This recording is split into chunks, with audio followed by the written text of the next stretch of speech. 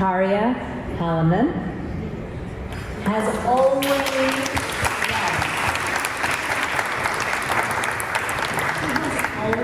been ahead of her time. She was Finland's 11th president and first woman to serve in the role for 12 years. Not easy. She made strategic investments early on in education, in tech, in green jobs, things that people weren't talking about yet. And those things continue to pay dividends in Finland. A lifelong champion of human rights and gender equality. I should mention that in the 1980s, she served as the chair for the LGBTQ organization in the 1980s in Finland. Served as the chair, and then went on to obviously be the president. She has also served as the chair of the Council of Women World Leaders. She understands, I think, very deeply the interconnectedness of our world's toughest challenges. She has said there is no peace without sustainable development, and there is no development without peace. She has brought this forward, these ideas forward, in really a lifetime of public service, truly a lifetime. She has served as Minister of Foreign Affairs, Minister of Justice, Minister of Social Affairs, and Social Affairs and Health, and Minister responsible for Nordic cooperation. She is right now the land ambassador for COP16. And she has, of course, served in a very critical role in shaping that COP16. I am truly honored to present this Lifetime of Leadership Award.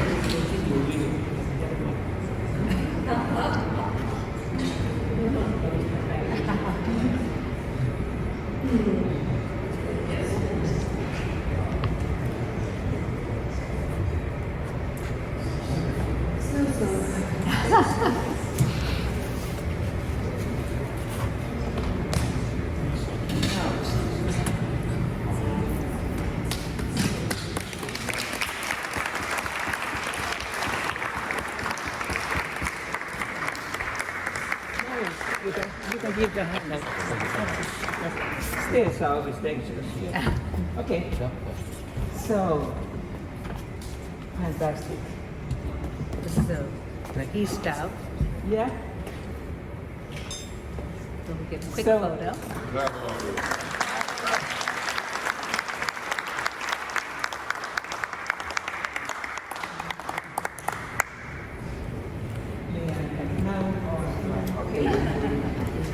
So, dear friends, I feel myself a little bit uncomfortable because this is already, as they say, lifetime leadership award. So I'm very, very alive. I will continue working, and I hope so that I don't break your confidence in that way. So for me, it's very pleasant to be here, exactly with you, but also in this Hava Club, because I happen to be also the member of the Helsinki Hava Club due to my time at Harvard University, where I was, after being a president, I had an opportunity to be lecturing there. So. I'm in the family, that one who is not so academic, even I have an academic degree. My husband is a professor at Helsinki University, and also some other members of the family are at university side. But I also love university, especially I love my own alma mater, Helsinki University, and I happen to be also the chair of the board of university a certain time. And then we were very interested in sustainable development. And then we got a decision that all students who are at Helsinki University, they have to have also the course in sustainability. Whether they are doing in religious or whether they are doing the arts or biology or what else, it's always the same. And that was the birth of the book, which is now translated by the name, The Avenues to the Sustainability. And that's why this is the old Finnish way, I will give back something. And we got just last summer the English translation to that, please, and I hope that it might be inspiring for you to get that book. So the second tip what I have to my colleagues here is that we have the system that those who are getting the degree at Helsinki University, they have to have also the 3 months training time for the subject which is close to them. And I'm one of those who keep students for sustainability. So I still continue working with them. The young ones are very, very good in that way that they have the newest information. You have to brush up your old information. But it's also good for them to see that to do all that in practice is not always so simple. So thank you once again, and I promise to try to be as good as your award desires. Thank you. Oh. Okay.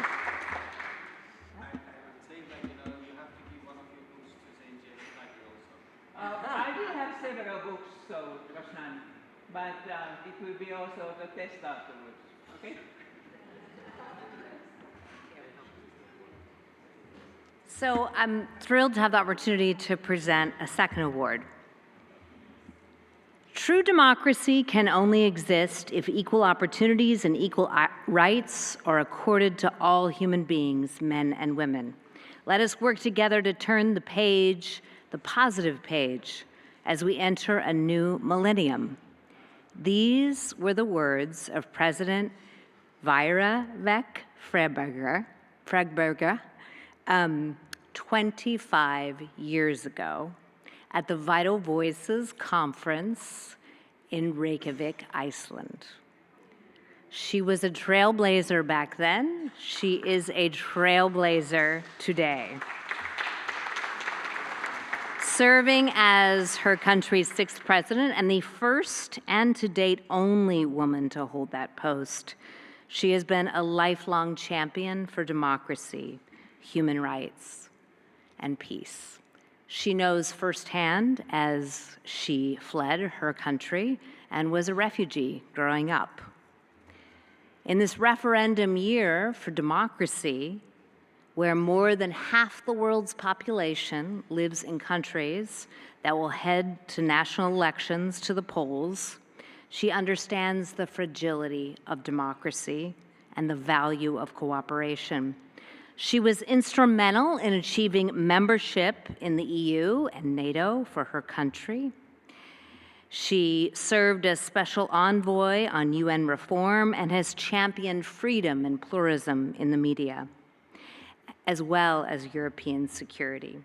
She is part of the International Advisory Committee of COP29, which I am proud to say I believe is the first time there has been an advisory council with the majority of its members are women. So kudos. Kudos to Azerbaijan. And of course, she has served as co-chair of the Nizami Ganjavi International Center. So I am truly honored to present to you, Madam President, with this Lifetime of Leadership Award.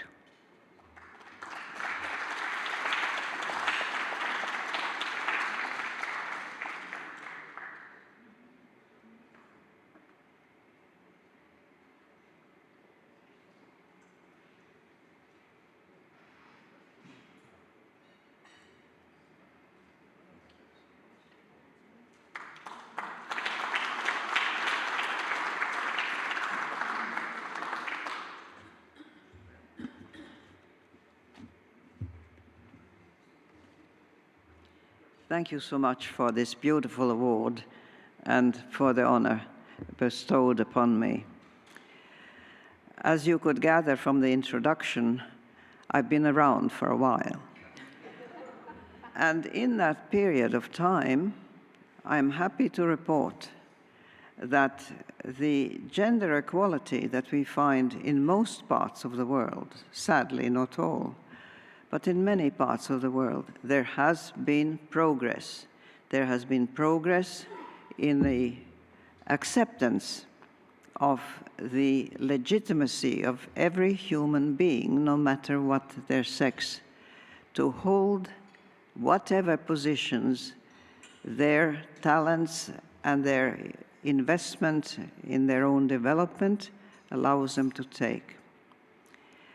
Way back in 1967, when I was still living in Canada,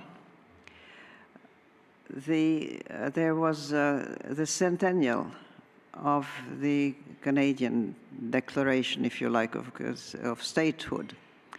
And the capital, Ottawa, had a mayor for the first time in history who was a woman. She was a woman of a certain age. She walked around in fishnet black stockings and was altogether an interesting personage. And journalists asked her on the occasion of the Centennial Day, how did she manage to become mayor of the capital, being mayor, after all, being a male occupation? And Charlotte Whitten replied, for a woman to achieve a position of responsibility and importance, she has to be twice as good as a man. Luckily, that's not difficult.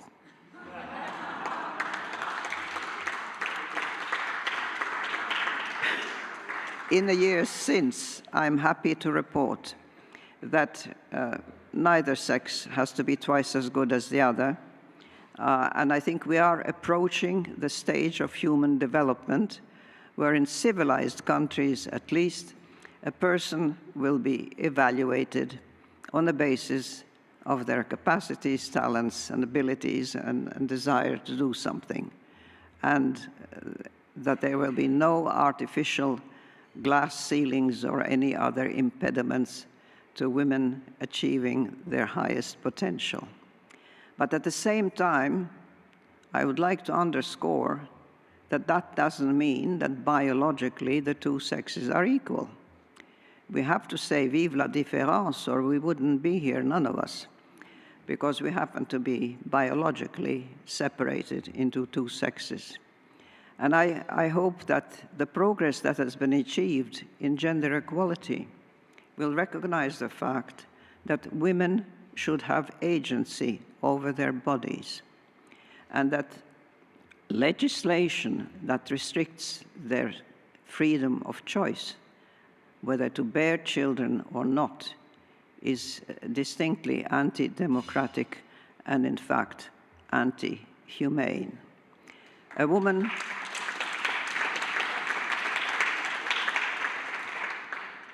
should have a free choice. If she wishes to be a childless cat lady, so be it, it's her choice. If she wishes to be mother of one child, two children, 3, 4, 5, 6, 7, whatever her heart desires and her body can bear, that is her choice, and hopefully that of her partner and the father of these children.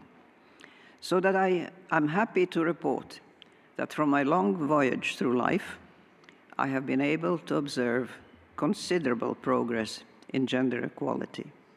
But the job is not finished.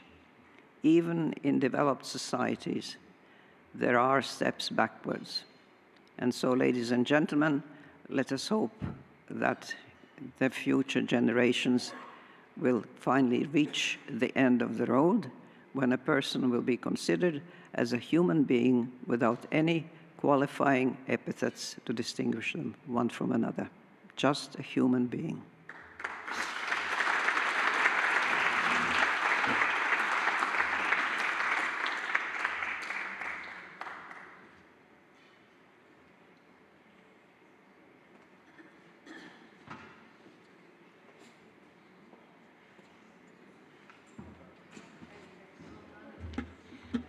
Thank you very much, and would like to first of all give thanks to Vital Voices as our great partners, as the organization has been with us for years now, and thank you so much for everything. Huge congratulations to incredible human beings, and to close our 2 wonderful days. It's a bittersweet for us and the whole team of NGIC because we'll miss you until next time. But to close out, I would like to invite, first of all, thank every single member and friend of Nizami Ganjavi International Center. It wouldn't be the same. I don't think NGIC would exist without all of your support, all of your wisdom, and all of your love. So thank you very much. And to close out, I would like to invite 2 incredible friends and members and parts of the family of NGIC, as Rovshan always says, and that's High Representative of the United Nations Alliance of Civilization, Senor Martinez. Please, if you could come and share some few words with us. Thank you.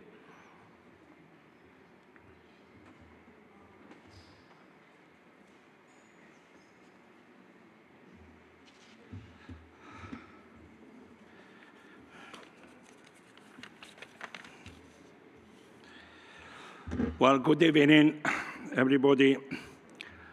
My dear President, Vaila Vike, my dear friend Ismail Nasreddin, all my friends, all these family friends that I had been sharing since 5 years ago when you invited me to participate in this family, in this discussion, in this adventure of Nizami Ganjavi Center.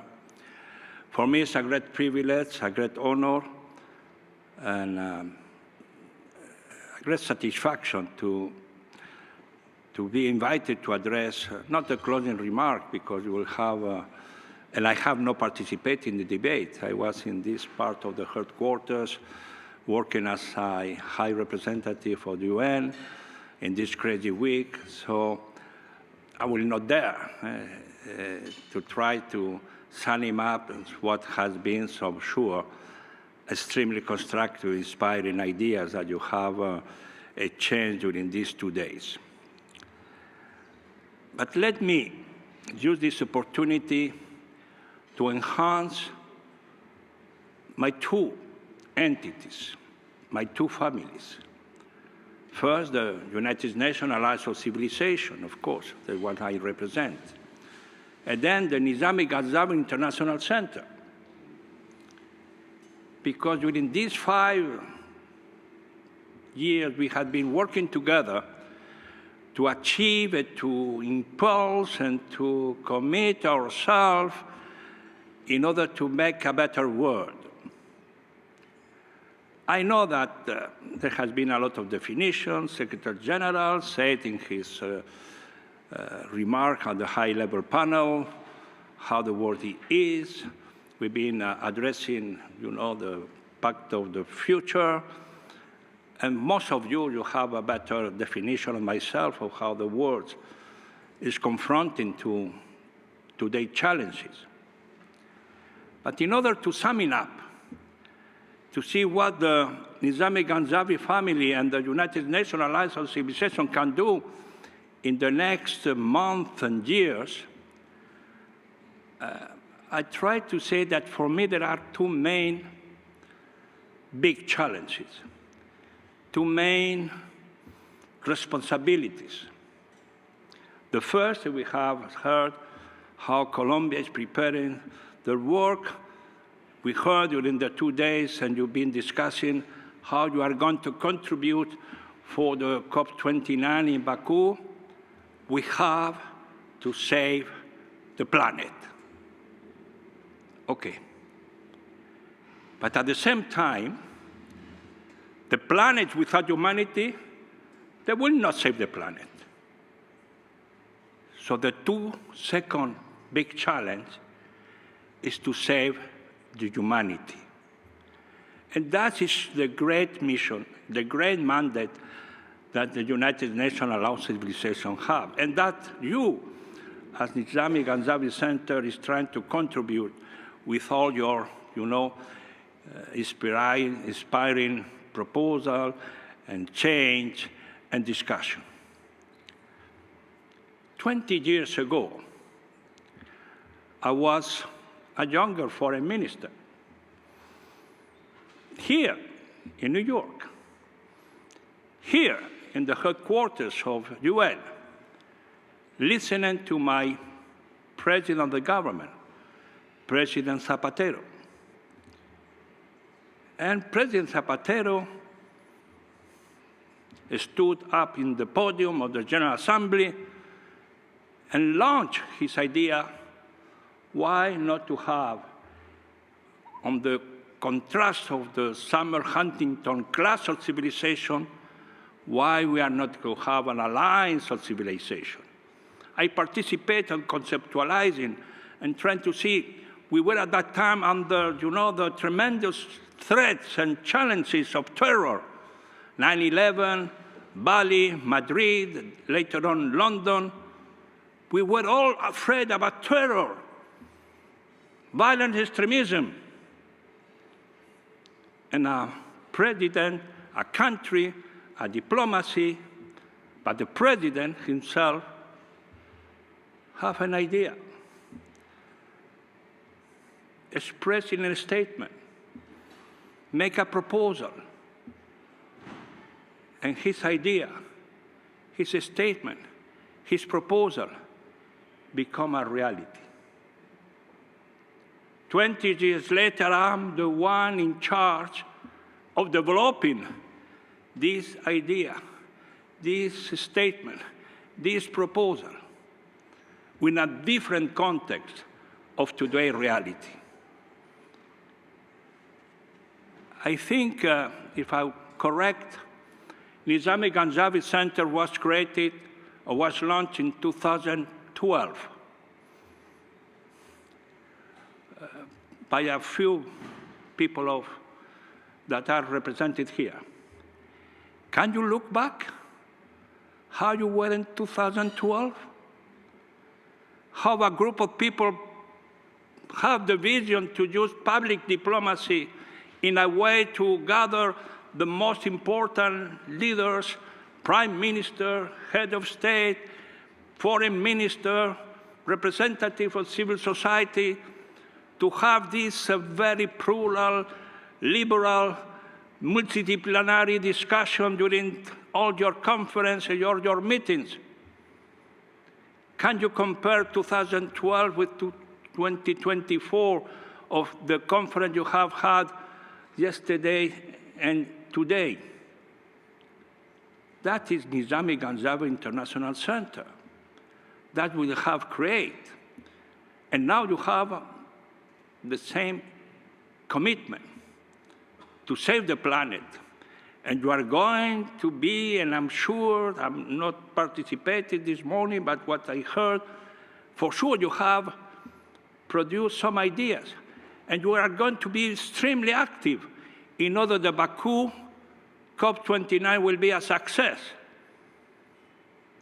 And you will be a success in grand part thanks to your contribution, to your engagement, to your support, to your ideas, to your proposal. The United Nations and all civilizations, we are going to participate in a way, because we are taking care of what the ethics, what the religious leader, what the cultural aspect can impact in how to save the planet. And we will have there will be a face pavilion. We'll have a conference of religious leaders in the first week of November. We will produce a resolution in order to engage decision makers to behave in order to save the planet. But our task will not be finished in Baku. Few days later, you will be invited, and we will invite all of you to come to Cascais, to Portugal, to save the humanity. That is the role and engagement of the United Nations Alliance of Civilization. The last forum of the Alliance, most of you, some of you, took part. And we launched at that time what we call the Alliance for Peace. I know that peace is a very controversial word, concept.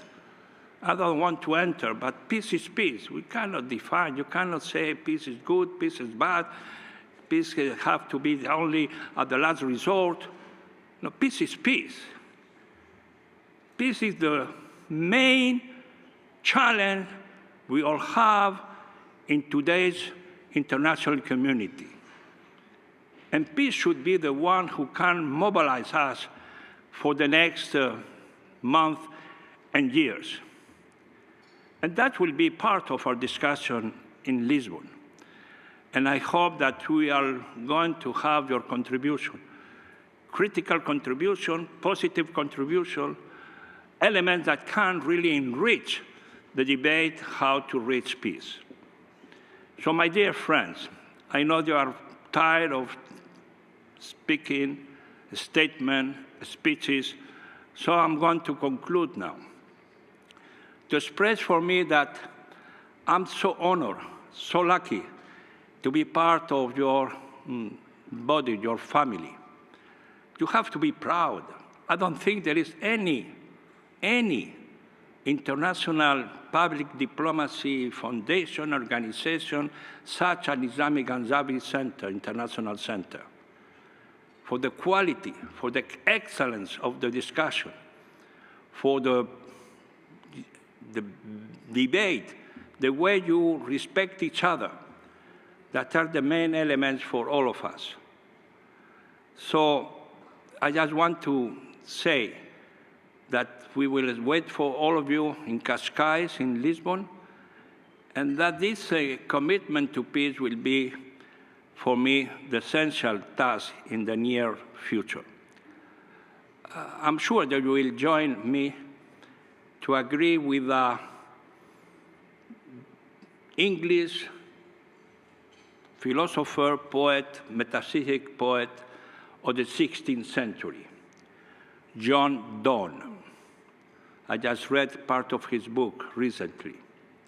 He has a very beautiful statement that I fully agree. And he said, and I quote, "Any man death diminish me because I belong to humanity and I'm involved in humanity." Yes, we all are involved in humanity. Any life of any person deserves to be respected. And I think that should be our main concern in today's world. Thank you very much.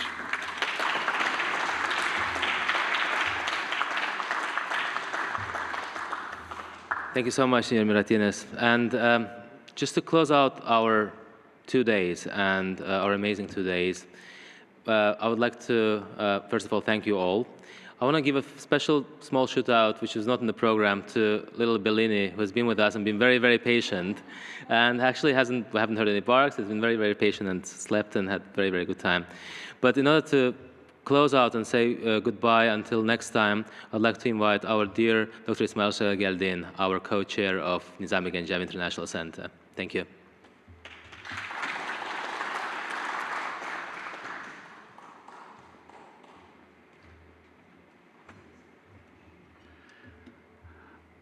Friends, it is always a mixture of being happy that we have been together and that we've had a chance to enjoy each other's company, learn from each other's thoughts. And also, as Shakespeare said, parting is such sweet sorrow. So this is one of those moments where, yes, we are coming to a close in our proceedings today, and I want to thank you all for being here. But before I continue what I want to say, I think I would like you to join me in thanking Rovshan and the team for the organization that they've done.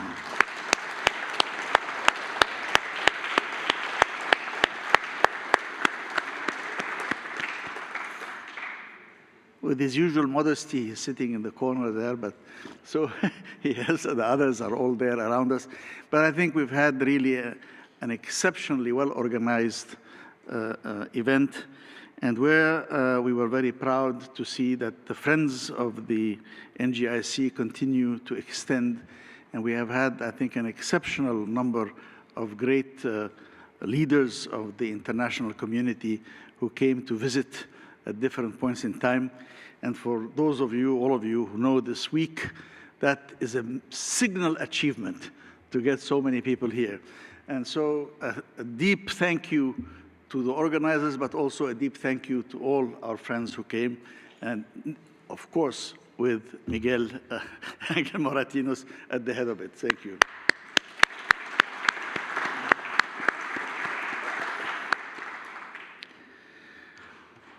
I can't try to summarize what went on in the last 2 days. I think it was exceptionally rich. But I would say that if there's one thing that came across is a feeling that this is a special moment, that we are facing enormous global difficulties, whether it be in conflicts known and unknown, or remembered and forgotten, whatever people want to say, but or about looking at the problems of poverty and hunger, looking at the problems of climate, and feeling, are we on the path that will help us save the planet and save humanity on the planet? Because, as we were just reminded, our planet will continue with or without us, but fundamentally it will be saving us and our lifestyles on this planet. Or is it about to slip through our fingers? Indeed, the targets that we set ourselves as human beings, both through initially the MDGs, then the SDGs in 2015, then the Paris Accord, and of course the climate change agreements, we are not yet on track. We must redouble our efforts to say nothing more than that. We have to redouble our efforts to do that. And yes, we are now on the verge of seeing, can we still retain a hope to reach 1.5 degrees, or is it going to slip through our fingers? Will we have to settle for 2 degrees, or maybe even more? Will we have the necessary motivation, passion, and compassion that will address both mitigation, adaptation, and resilience across the world, find innovative ways of dealing with that, mobilize new technologies, and above all, mobilize the talents of people all around the world, and especially women, because I'm a great believer that the future belongs to those who educate girls and empower women, and country after country, that has proven to be true. So here we are. At the moment, we're about to go now to COP29. That's barely a few weeks away.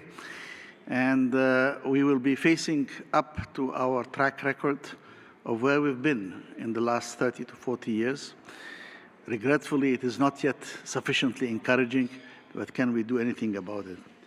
I think most of us feel much, again, as the bard has said, that there's a tide in the affairs of men which, taken at the flood, leads on to fortune. Omitted all the voyage of their lives is bound in shallows and in miseries.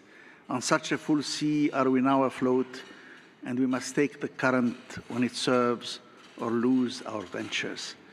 But we are not going to lose our ventures, because with determination and with a responsibility for those who have been around and for those who are coming up, we must mobilize the passion and compassion of youth all around the world, and of those who can bring some wisdom to the tasks that we are facing here. I can think of no better group than the group here, the Nizami Ganjavi family and friends. Family and friends is a nice target for that. We are committed, I think, for the task of humanity, as Miguel reminded us from John Donne's quotation. And also, John Donne said, no man is an island. So we are very much connected to each other, and we must all work together for this overarching challenge that we face. I believe in the future. I believe in youth. I believe in the ability of people to rise to the challenge, and I think we shall bend the challenges before us and open new vistas for a new generation. That is the task ahead of us, and beyond that, I leave you all to enjoy your meal, and I say thank you very much for having been here, and we look forward to having you at the next meeting.